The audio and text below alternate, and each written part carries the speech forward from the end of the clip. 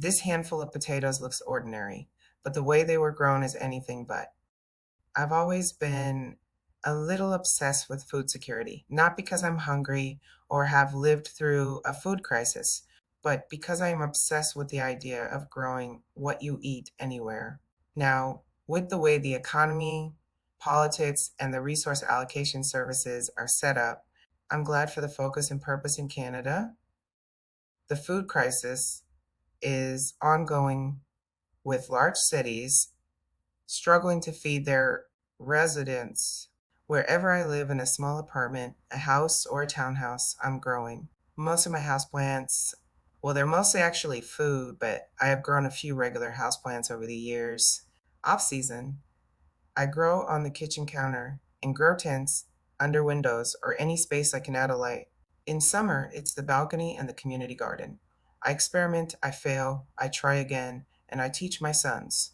I also preserve the harvest, store bought, and fresh market products to provide care packages for friends and family. Talk about food security, right? But these potatoes, they started as a forgotten sprout at the back of a cupboard, fighting to grow in the dark. I cut it up, dropped it in a pot on my counter under a tomato plant, and waited. 9 months, three light sources, and a whole lot of trial and error later. Food, real food, in my hands.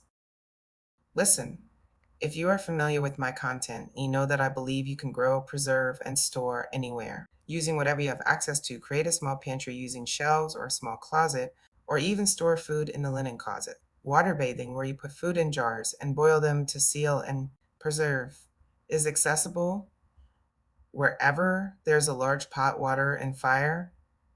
Start small and slowly gather food for the sake of the future, your family, and in my case, for fun.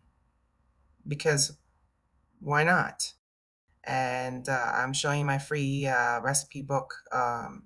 You can download in the description. All these meals, except the cover photo, are homemade by me over the years.